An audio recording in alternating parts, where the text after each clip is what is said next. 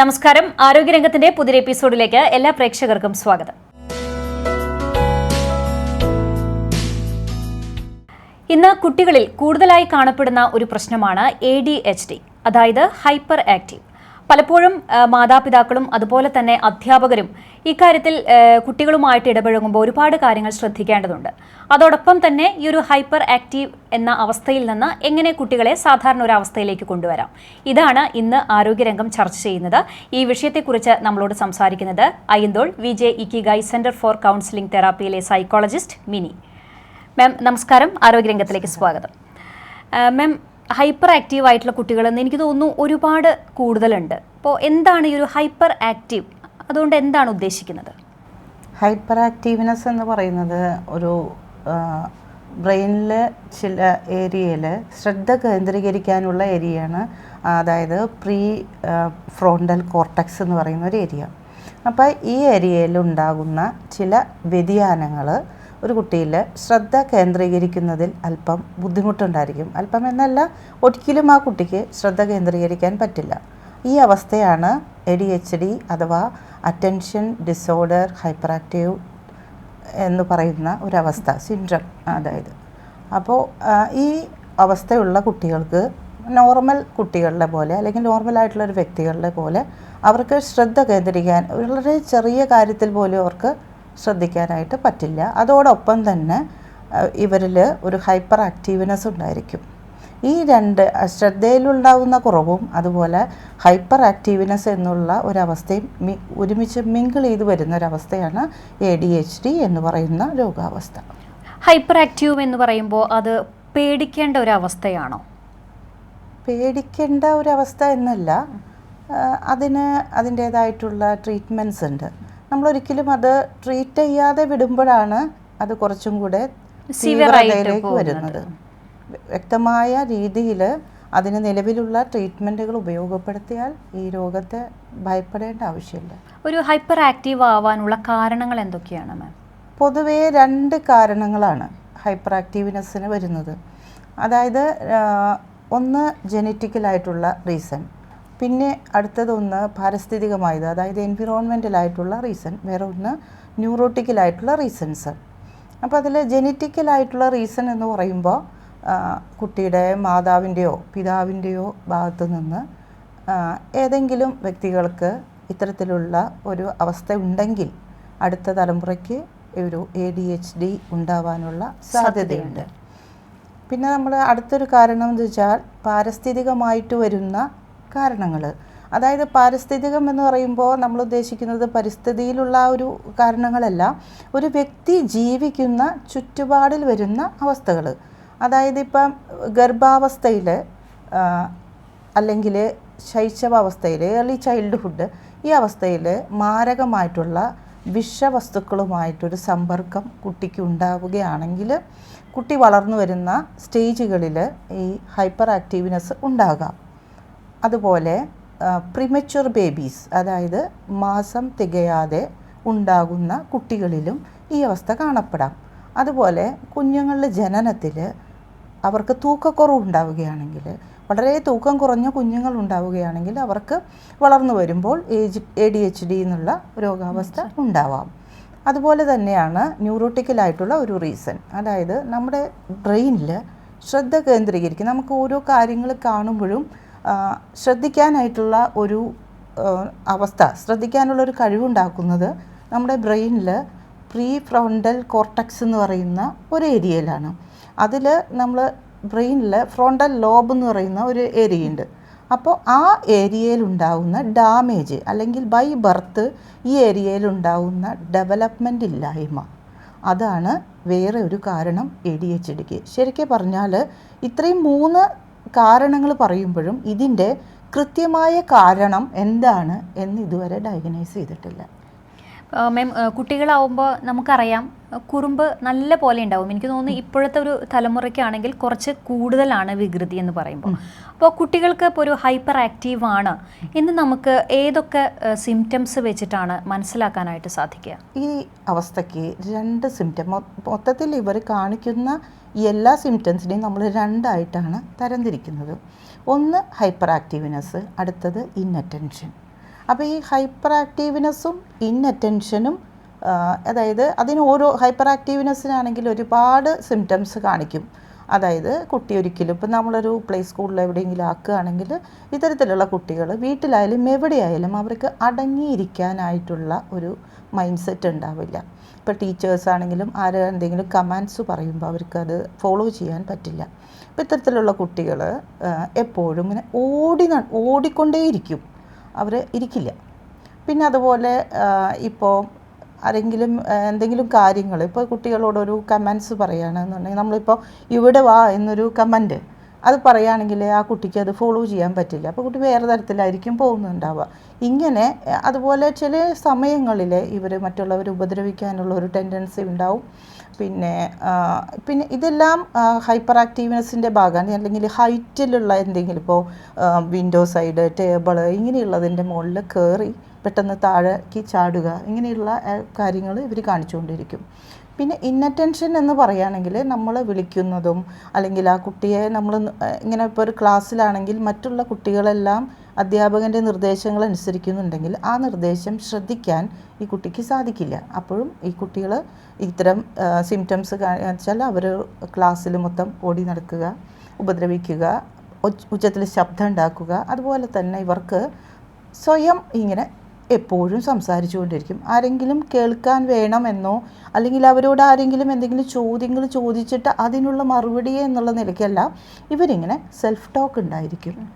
പിന്നെ അതുപോലെ ഇപ്പോൾ ഇവർക്ക് കൂട്ടുകാരെ ഒത്തുചേർന്ന് കളിക്കാനായിട്ട് സാധിക്കില്ല. കാരണം ഇപ്പോൾ കുട്ടികളുടെ കളികളിലാണെങ്കിൽ അതിന് കുറേ റൂൾസ് ഉണ്ടാവില്ല, കുട്ടികളുടേതായിട്ടുള്ള റൂൾസ് ഉണ്ടാവില്ല. ഇപ്പോൾ ഹൈഡ് ആൻഡ് സീക്ക് കളിക്കുകയാണെങ്കിൽ അതിനൊരു റൂൾ ഉണ്ടായിരിക്കും, പക്ഷേ ആ റൂൾസ് ഫോളോ ചെയ്യാൻ ഈ കുട്ടികൾക്ക് സാധിക്കില്ല.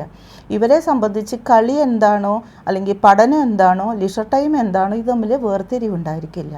ഈ രീതിയിലുള്ള സിംറ്റംസാണ് പൊതുവേ കാണിച്ചുകൊണ്ടിരിക്കുന്നത്. പിന്നെ ഇത് ഓരോ കുട്ടികളിലും ചിലപ്പോൾ വ്യത്യസ്തങ്ങളായിട്ടുള്ള ലക്ഷണങ്ങൾ കാണിക്കാം. ഇപ്പോൾ മാം ഇപ്പോൾ ഒരുപാട് സിംറ്റംസ് പറഞ്ഞു. ഇപ്പോൾ സാധാരണ അച്ഛനമ്മമാരെ സംബന്ധിച്ചിടത്തോളം കുട്ടികൾ വികൃതി കാണിക്കുമ്പോൾ അത് ആ ഒരു പ്രായത്തിൻ്റേതാണ്. അതായത് വലുതാവും തോറും ആ ഒരു ക്യാരക്ടറിൽ ഒരു ചേഞ്ച് ഉണ്ടാവും എന്ന് പ്രതീക്ഷിച്ചുകൊണ്ട് ഇതൊരു ഹൈപ്പർ ആക്റ്റീവായിട്ട് അവർ കണക്കാക്കണം എന്നില്ല. അപ്പോൾ സത്യത്തിൽ ഒരു ഡോക്ടറെ നമുക്ക് സമീപിക്കണം അല്ലെങ്കിൽ ഒരു സൈക്കോളജിസ്റ്റിനെ സമീപിക്കണമെങ്കിൽ ഏതൊരു സിംറ്റമിലാണ് അതിൻ്റെ ഒരു ലിമിറ്റേഷൻ വരുന്നത്? അതായത് ഇവരിപ്പോൾ ഒരു ഏർലി ചൈൽഡ്ഹുഡിൽ ചില പാരൻസ് ഇത് തിരിച്ചറിഞ്ഞോളണമെന്നില്ല. കാരണം ഓൾറെഡി ആ ഒരു ഫാമിലിയിൽ ഈ ഹൈപ്പർ ആക്റ്റീവ്നെസ് ജനറ്റിക്കലായിട്ടുണ്ടെങ്കിൽ അവരത് ഇന്നത്തെ കാലത്ത് ജനറ്റിക്കലായിട്ടുണ്ടെങ്കിൽ അത് തിരിച്ചറിയും. പക്ഷേ കുറച്ചു കാലം മുന്നായിരുന്നെങ്കിൽ ജനറ്റിക്കലായിട്ടുണ്ടെങ്കിലും തിരിച്ചറിവുണ്ടായിരുന്നില്ല. ഇപ്പോൾ സ്കൂളുകളിലേക്ക് പോകുമ്പോഴാണ് കൂടുതലായിട്ടും ഈ കുട്ടിയിൽ ഇങ്ങനെ ഒരു പ്രത്യേകതയുണ്ട് എന്നുള്ളത് തിരിച്ചറിയുന്നത്. കാരണം കുട്ടി ഒരു സമൂഹത്തിൻ്റെ ഭാഗമായി മാറുകയാണ് ഒരു സ്കൂളിലേക്ക് എത്തുമ്പോൾ. അപ്പോൾ അങ്ങനെ വരുമ്പോൾ കുട്ടിയിലുണ്ടാവുന്ന പ്രകടമായ മാറ്റങ്ങൾ അധ്യാപകരുടെയും അതുപോലെ മറ്റുള്ള പാരൻസിൻ്റെയും സ്കൂൾ അധികൃതരുടെയൊക്കെ ശ്രദ്ധയിൽ പെടുമ്പോഴാണ് പാരൻസ് ഇതിനെക്കുറിച്ച് കൂടുതലും ചിന്തിക്കുന്നത്. ഇപ്പോൾ അത്തരത്തിൽ കുട്ടികൾക്ക് അങ്ങനെ ഒരു പ്രശ്നം തോന്നിക്കഴിഞ്ഞാൽ ആരെയാണ് ആദ്യം സമീപിക്കേണ്ടത്? ആദ്യം ഡോക്ടറെ കാണണം. കാരണം ഒരു കൺസൾട്ടേഷൻ എടുക്കാതെ തീർച്ചയായിട്ടും ADHD എന്ന് പറയുന്ന ഒരു അവസ്ഥയ്ക്ക് മെഡിസിൻ ആവശ്യമാണ്. അപ്പോൾ ഒരു ഡെവലപ്മെൻ്റൽ പീഡിയാട്രീഷ്യനെ കൺസൾട്ട് ചെയ്ത് അദ്ദേഹത്തിൻ്റെ നിർദ്ദേശാനുസരണത്തിലുള്ള മെഡിസിൻസ് കുട്ടികൾക്ക് കൊടുക്കണം.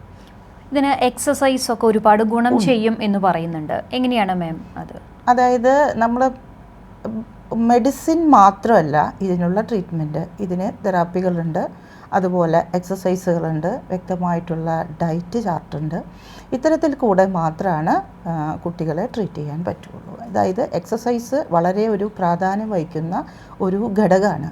അതായത് എക്സസൈസിൽ കൂടെ ബ്രെയിൻ ഡെവലപ്മെൻറ്റ് സാധ്യമായിരിക്കും. അതുപോലെ വ്യത്യസ്തമായിട്ടുള്ള മൈനർ ഗെയിംസ് കുട്ടികൾക്ക് ചെയ്യിപ്പിക്കുമ്പോൾ അവരിൽ ആ ഒരു അറ്റൻഷൻ സ്പാൻ വർദ്ധിക്കാനും അതുപോലെ അവരിലുണ്ടാകുന്ന ഹൈപ്പർ ആക്റ്റീവ്നെസ് കുറയ്ക്കുന്നതിനും ഇത് സഹായിക്കും. അതുപോലെ മാർഷ്യൽ ആർട്സ് ആയിട്ടുള്ള കരാട്ടെ അങ്ങനെയുള്ള കാര്യങ്ങളിൽ പരിശീലനം കൊടുക്കുന്നത്, യോഗ, അങ്ങനെ കറക്റ്റായിട്ടുള്ള യോഗയിലുള്ള യോഗ സ്റ്റെപ്സ് ഫോളോ ചെയ്യിപ്പിക്കുന്നത്, ഇതെല്ലാം ADHD ഗണ്യമായ രീതിയിൽ, അതായത് ഇതിൻ്റെ സിംറ്റംസിനെ ഗണ്യമായ രീതിയിൽ കുറയ്ക്കാനായിട്ട് സഹായിക്കും. അതുപോലെ വ്യക്തമായ ടൈം, കറക്റ്റായിട്ടുള്ള ടൈമിൽ കുട്ടികളെ തുറസായ സ്ഥലങ്ങളിൽ കളിക്കാനായിട്ട് അനുവദിക്കുക. ഇതെല്ലാം ചെയ്യുന്നത് അവരുടെ അധ്യാപകരോ അല്ലെങ്കിൽ രക്ഷിതാക്കളോ അല്ലെങ്കിൽ ഒരു തെറപ്പിസ്റ്റിൻ്റെയോ മേൽനോട്ടത്തിലായിരിക്കണം. ഇപ്പോൾ ഡയറ്റിൻ്റെ കാര്യം മാം സൂചിപ്പിച്ചു. അപ്പോൾ ഏത് തരത്തിലുള്ള ഡയറ്റാണ് നോർമലി ഫോളോ ചെയ്യാൻ പറയാറുള്ളത്? അതായത് ഡയറ്റ് മാത്രം ഫോളോ ചെയ്താൽ ഒരിക്കലും ഇതിൻ്റെ ADHDയുടെ സിംറ്റംസിനെ കുറയ്ക്കാനായിട്ട് സാധിക്കില്ല. പക്ഷേ കൃത്യമായിട്ടുള്ള ഡയറ്റ് ഫോളോ ചെയ്യുന്നത് ഇവരിലുള്ള ഹൈപ്പർ ആക്റ്റീവ്നെസ്സിനെ കുറയ്ക്കുന്നതിനും ഇവരിലുള്ള ഇൻഅറ്റൻഷനെ കുറയ്ക്കുന്നതിനും സാധിക്കും. പൊതുവേ ഇവർക്ക്, അതായത് ADHD ഉള്ള കുട്ടികൾക്ക് കൊടുക്കുന്ന ഡയറ്റ് പറഞ്ഞാൽ നമ്മൾ വൈറ്റ് ഷുഗർ, അതുപോലെ കഫീൻ അടങ്ങിയിട്ടുള്ള ഭക്ഷണ സാധനങ്ങൾ പൂർണ്ണമായിട്ടും ഒഴിവാക്കണം. കോഫി, ചോക്ലേറ്റ്, അതുപോലെ ബേക്കറി ഐറ്റംസ്, ഇതെല്ലാം കംപ്ലീറ്റ്ലി അവോയ്ഡ് ചെയ്യണം. എനർജി കൂടുന്ന കാര്യങ്ങൾ കുറയ്ക്കാൻ ശ്രമിക്കണം. പിന്നെ ചില അവസ്ഥകളിൽ ഗോതമ്പ് കൊണ്ടുള്ള ആഹാര സാധനങ്ങൾ കുറയ്ക്കേണ്ടതാണ്.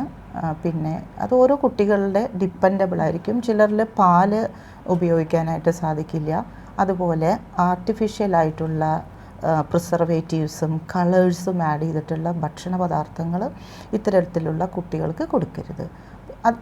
ഇത്രയും ഭക്ഷണത്തിൽ നിയന്ത്രണങ്ങളുണ്ടെങ്കിൽ അതേപോലെ തന്നെ ഇവരുടെ ഭക്ഷണത്തിൽ നല്ല രീതിയിലുള്ള ഒരു ബാലൻസ്ഡ് ഡയറ്റ് ഫോളോ ചെയ്യണം. അതായത് പ്രോട്ടീൻ റിച്ച് ആയിട്ടുള്ള ഭക്ഷണങ്ങൾ. പ്രോട്ടീൻ റിച്ച് എന്ന് പറഞ്ഞു കഴിഞ്ഞാൽ ഇവരുടെ അവസ്ഥയ്ക്ക് യോജിച്ച രീതിയിലുള്ള അത്ര അളവിലുള്ള പ്രോട്ടീൻ കൊടുക്കണം. അതായത് ചിക്കൻ, അതുപോലെ ചെറിയ മത്സ്യങ്ങൾ, ഫ്ലാക്സീഡ്, ഇത്തരത്തിലുള്ള ഭക്ഷണ പദാർത്ഥങ്ങൾ കുട്ടികൾക്ക് കൊടുക്കണം. ഇവരുടെ ഡയറ്റിൽ എഗ്ഗ് വളരെ പ്രധാനപ്പെട്ട ഒരു കാര്യമാണ്. അതുപോലെ തന്നെ ചാമാരി, മറ്റുള്ള അരികളെ മാറ്റി നിർത്തിയിട്ട് ചാമയുടെ അരി ഇത്തരത്തിലുള്ള കുട്ടികൾക്ക് വളരെ നല്ലതാണ് കൊടുക്കുന്നത്. ഇപ്പോൾ ഹൈപ്പർ ആക്റ്റീവ് ആണെന്ന് കണ്ടെത്തിയാൽ പോലും ഒരു കുട്ടിയെ ഒരു സൈക്കോളജിസ്റ്റിനെയോ അല്ലെങ്കിൽ നേരത്തെ മാം സൂചിപ്പിച്ചതുപോലെ ഒരു ഡോക്ടറെയോ സമീപിക്കാൻ മടിയുള്ളവരുണ്ട്. കാരണം തങ്ങളുടെ മക്കൾക്ക് മറ്റൊരു തരത്തിലുള്ള പ്രശ്നമാണ് എന്ന് പൊതുസമൂഹം ചിന്തിക്കുമോ എന്നുള്ള ഒരു ഭയമുണ്ട്. അത്തരത്തിൽ അങ്ങനെ അത് ഒരു കൺസൾട്ടിങ് ചെയ്യാതെ വയ്ക്കുമ്പോൾ അത് ഗുരുതര പ്രത്യാഘാതങ്ങൾ ഉണ്ടാക്കുന്നുണ്ടോ? ഉണ്ടാക്കും. തീർച്ചയായിട്ടും ഒരു ഏർലി സ്റ്റേജിൽ ADHD ഡയഗ്നൈസ് ചെയ്യുകയാണെങ്കിൽ തീർച്ചയായിട്ടും ഒരു ഡെവലപ്മെൻ്റൽ പീഡിയാട്രീഷ്യൻ്റെ സജഷൻസ് കീപ്പ് ചെയ്ത് ഒപ്പം തന്നെ തെറപ്പികളും കുട്ടികൾക്ക് കൗൺസിലിങ്ങും എക്സസൈസും ബാലൻസ്ഡ് ഡയറ്റും ഈ ഒരു സർക്കിളിലേക്ക് ട്രീറ്റ്മെൻറ്റ് കൊണ്ടുപോവുകയാണെങ്കിൽ നല്ല റിസൾട്ട് ഉണ്ടാവാനായിട്ട് ഇത് ഹെൽപ്പ് ചെയ്യും. ചില കുട്ടികളിൽ മാം ആക്രമണ സ്വഭാവം വളരെ കൂടുതലായിട്ട് പറയാറുണ്ട്. പ്രത്യേകിച്ച് സ്കൂൾ പോകുമ്പോൾ മറ്റുള്ള കുട്ടികളെ അനാവശ്യമായിട്ട് ഉപദ്രവിക്കുന്ന ഒരു സ്വഭാവ രീതി ഇത്തരത്തിലുള്ള കുട്ടികളിൽ കൂടുതൽ കാണാറുണ്ട്. അത് ശരിയാണോ? ADHD ഉള്ള കുട്ടികൾ അങ്ങനെ ചില സമയങ്ങളിൽ ഒരു എഗ്രസീവായിട്ട് മറ്റുള്ളവരെ ഉപദ്രവിക്കാനുള്ള ഒരു ടെൻഡൻസി പ്രദർശിപ്പിക്കാറുണ്ട്. അത് അവർക്ക് ക്ലാസ് റൂമിൽ പ്രത്യേക രീതിയിലുള്ള പഠനാന്തരീക്ഷം ഒരുക്കി കൊടുക്കുക, അതുപോലെ അവർക്ക് ഈ പറഞ്ഞ ബാലൻസ്ഡ് ഡയറ്റും എക്സസൈസൊക്കെ കറക്റ്റായിട്ട് തെറപ്പികളെല്ലാം ഫോളോ ചെയ്തു പോവുകയാണെങ്കിൽ, പിന്നെ അതുപോലെ പല സ്കൂളുകളിലും ഇപ്പോൾ ഒരു ഷാഡോ ടീച്ചർ എന്ന് പറയുന്ന ഒരു പോസ്റ്റ് ഇത്തരത്തിലുള്ള കുട്ടികളെ കെയർ ചെയ്യാനായിട്ട് ഇപ്പോഴുണ്ട്. ഈ സൗകര്യങ്ങളെല്ലാം ഉപയോഗപ്പെടുത്തണം. അവരോട് ഇടപഴകുമ്പോൾ മാതാപിതാക്കളായാലും അല്ലെങ്കിൽ അധ്യാപകരായാലും എന്തെങ്കിലും കാര്യങ്ങൾ ശ്രദ്ധിക്കേണ്ടതുണ്ടോ? മാതാപിതാക്കളും അധ്യാപകർക്കും ഒരു ADHD ചൈൽഡിനെ കെയർ ചെയ്യുന്നതിൽ വളരെ പ്രധാനപ്പെട്ട ഒരു പങ്ക് വഹിക്കാനുണ്ട്. അതായത് ഇപ്പോൾ ഒരു ക്ലാസ് റൂമിലാണെങ്കിലും വീട്ടിലാണെങ്കിലും കുട്ടിക്ക് സുരക്ഷിതത്വം ഉറപ്പുവരുത്തണം. എവിടെയെങ്കിലും തട്ടി വീഴാനോ അല്ലെങ്കിൽ കുട്ടി ഹൈറ്റുള്ള എന്തെങ്കിലും സർഫസിൽ കയറി ചാടാതിരിക്കാനുള്ള മുൻകരുതലുകൾ എടുക്കേണ്ടതാണ്. അതുപോലെ ഇത്തരത്തിലുള്ള കുട്ടികളെ, മറ്റുള്ള കുട്ടികളെ നമ്മൾ ശ്വാസിക്കുന്നത് പോലെ ഈ ADHD ഉള്ള കുഞ്ഞുങ്ങളെ അങ്ങനെ ശ്വാസിക്കാൻ പാടുള്ളതല്ല. അവർ ഉപദ്രവങ്ങളും അങ്ങനെയുള്ള വിഷമങ്ങളൊന്നും അവർക്ക് താങ്ങാനായിട്ട് സാധിക്കില്ല. അപ്പോൾ ആ ഒരു സമയത്ത് നമുക്ക് ചില കമാൻഡുകൾ ഇവർക്ക് കൊടുക്കാൻ പറ്റും. അതായത് വളരെ ക്ലിയർ ആയിട്ടുള്ള കമാൻഡ്സ് ആണെങ്കിൽ കുട്ടികൾക്കത് ഫോളോ ചെയ്യാനായിട്ട് സാധിക്കും. അതായത് ഇവരിപ്പം ഏതെങ്കിലും ഒരു ഹൈറ്റുള്ള സർഫസിൽ കയറുക അങ്ങനെ അല്ലെങ്കിൽ വേറൊരാൾ ഉപദ്രവിക്കുകയൊക്കെ ചെയ്യുകയാണെങ്കിൽ ഇവർക്ക് നമ്മൾ നോ എന്നുള്ളൊരു കമാൻഡ് കൊടുക്കാം. അത് എപ്പോഴും അവരുടെ പേര് വിളിച്ചിട്ട് വേണം നോ എന്നുള്ളൊരു കമാൻഡ്. പിന്നെ അതുപോലെ ഇവരിൽ നിന്നും ഇവരിപ്പോൾ ഒരു പിക്ചർ കളർ ചെയ്യോ അതിപ്പോൾ പെർഫെക്റ്റ് ആവണം എന്നൊന്നുമില്ല. അങ്ങനെയാണെങ്കിൽ തന്നെ ചെറിയൊരു അറ്റംപ്റ്റ് ഉണ്ടാകുമ്പോൾ നമ്മൾ നല്ല പോസിറ്റീവായിട്ടുള്ള റീഇൻഫോഴ്സ്മെൻറ്റുകൾ കൊടുക്കണം. അതായത് ഗുഡ് ബോയ് എന്നോ ഗുഡ് ഗേൾ എന്നോ അല്ലെങ്കിൽ good job, keep it up, അങ്ങനെയുള്ള കമാൻഡുകളിൽ കൂടെയാണ് ഇവരുമായിട്ട് കമ്മ്യൂണിക്കേറ്റ് ചെയ്യേണ്ടത്. ഇപ്പോൾ ഹൈപ്പർ ആക്റ്റീവ് ആവുമ്പോൾ കുട്ടികൾ അതായത് അതിൻ്റെ അപ്പുറമായിട്ട് ഇത്തരത്തിലുള്ള കുട്ടികൾക്ക് ഇന്ന് നമ്മളുടെ ഗവൺമെൻറ് തലത്തിൽ ഒരുപാട് സഹായങ്ങളുണ്ട്. അപ്പോൾ ഒരു രക്ഷിതാവും അതുപോലെ ഒരു അധ്യാപകനും ആണെങ്കിൽ ഈ 2 വിഭാഗം ആളുകളും ഈ കുട്ടികൾക്ക് കിട്ടാനുള്ള അവകാശങ്ങളെക്കുറിച്ച് ബോധവാന്മാരായിരിക്കണം. ഏത് തരത്തിലുള്ള ആനുകൂല്യങ്ങളാണ് സർക്കാർ പ്രൊവൈഡ് ചെയ്യുന്നത്? ഇന്ന് നിലവിൽ ഒരുപാട് ADHD ഫ്രണ്ട്ലി ആയിട്ടുള്ള ഒരുപാട് നിയമങ്ങൾ തന്നെയുണ്ട്. അതായത് 2009 വന്നിട്ടുള്ള ഒരു ആക്ട് ഉണ്ട്, റൈറ്റ് ടു എഡ്യൂക്കേഷൻ. അതായത് ഈ ADHD ഉള്ള കുട്ടികൾക്ക് നോർമൽ കുട്ടികളുടെ പോലെ സാധാരണ സ്കൂളുകളിൽ ഇവരുടെ ഒപ്പം ഇരുന്ന് പ്രാഥമിക വിദ്യാഭ്യാസം, അതായത് സൗജന്യമായിട്ടും നിർബന്ധിതമായും കൊടുക്കുന്ന വിദ്യാഭ്യാസം ചെയ്യാനുള്ള അവകാശമുണ്ട്.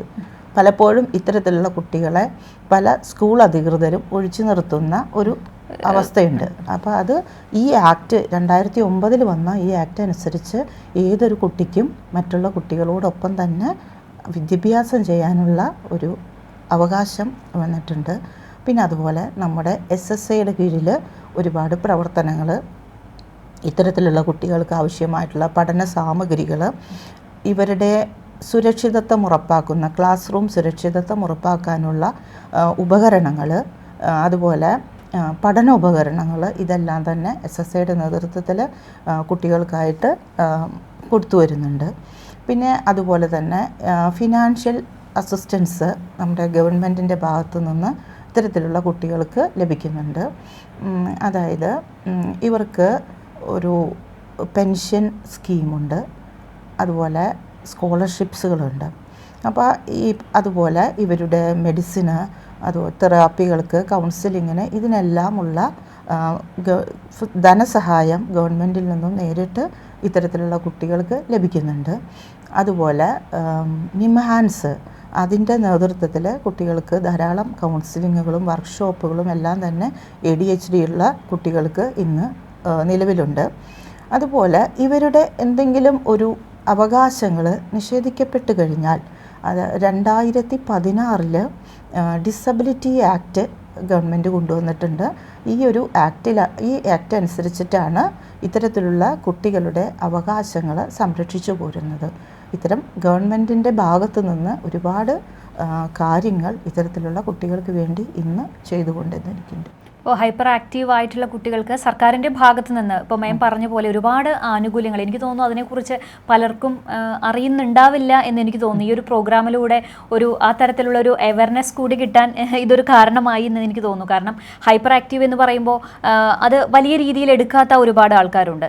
പ്രത്യേകിച്ച് ആ കുട്ടികളെ മാറ്റി നിർത്തുന്ന ഒരു സ്വഭാവം, പ്രത്യേകിച്ച് വീട്ടിൽ നിന്നായാലും അല്ലെങ്കിൽ സ്കൂളിൽ നിന്നായാലും ആ കുട്ടികൾ ഒറ്റപ്പെടുന്ന ഒരുപാട് അവസ്ഥകളുണ്ട്. അപ്പോൾ സർക്കാരിൻ്റെ തന്നെ ഇത്തരത്തിലുള്ള സർക്കാരിൻ്റെ ഭാഗത്ത് നിന്ന് ഇവരുടെ ആവശ്യമെങ്കിൽ ഇവരുടെ പുനരധിവാസത്തിനും സംവിധാനങ്ങളുണ്ട്. അപ്പോൾ ആ ഒരു നിയമവശങ്ങളെ കുറിച്ചൊക്കെ മാം പറഞ്ഞത് എനിക്ക് തോന്നുന്നു ഒരുപാട് അറിവിലേക്ക് അത് എത്താൻ സാധിച്ചു എന്ന് തോന്നുന്നു. അതുപോലെ ഇവർക്ക് ഒരു സ്പോട്ടിൽ ശ്രദ്ധ കേന്ദ്രീകരിക്കാൻ പറ്റാത്തൊരവസ്ഥയുണ്ട്. അത് പഠനത്തിൽ നിന്ന് പിന്നോട്ട് പോകാനുള്ള ഒരു റീസൺ ആണോ? ആണ്.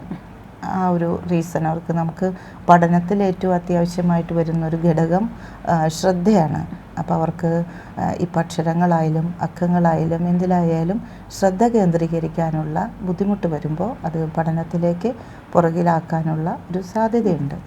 അതൊക്കെ നമ്മൾ തെറാപ്പിയിലൂടെയാണോ മാറ്റിയെടുക്കുന്നത്? തെറാപ്പിയും അതുപോലെ തന്നെ മെഡിസിനും, കൗൺസിലിങ്, എക്സസൈസ്, യോഗ, ബാലൻസ്ഡ് ആയിട്ടുള്ള ഡയറ്റ്, ഇതെല്ലാം കൂടി ഒന്നിച്ച് ചേർന്നാലാണ് ഇവരുടെ ഒരു വെൽഫെയർ, അതായത് സൗഖ്യം സാധ്യമാവുള്ളൂ. ഇപ്പോൾ മാം മെഡിസിൻ്റെ കാര്യം പറഞ്ഞു. ഇപ്പോൾ മെഡിസിൻ നമുക്ക് ഒരു ലോങ് ടൈം ഫോളോ ചെയ്യേണ്ടി വരുമോ, അതോ ഓരോരുത്തരുടെ അപ്പോഴത്തെ ഒരു അവസ്ഥയെ അനുസരിച്ചിട്ടാണോ അത് ചേഞ്ച് ചെയ്യുന്നത്? അതെ, അത് ഓരോ കുട്ടികളിലും കാണപ്പെടുന്ന ലക്ഷണങ്ങൾ വ്യത്യസ്തമായിരിക്കും. അപ്പോൾ അവർക്ക് കൊടുക്കുന്ന മെഡിസിൻ്റെ കാലാവധി ഇത്ര ടൈമിൽ അല്ലെങ്കിൽ ഇന്ന ഡോസിൽ ഒരു മെഡിസിൻ പ്രൊവൈഡ് ചെയ്യണം എന്നുള്ളത് ആ കുട്ടിയുടെ അവസ്ഥ അനുസരിച്ചിരിക്കും. ഒരിക്കലും ഒരു ഡോക്ടർ കുറിച്ച് തരുന്ന മെഡിസിൻസ് നമ്മൾ ഡോക്ടറുടെ അനുവാദം ഇല്ലാതെ സ്റ്റോപ്പ് ചെയ്യുകയോ അല്ലെങ്കിൽ മെഡിസിൻ മാറി ഉപയോഗിക്കുകയോ ചെയ്യരുത്.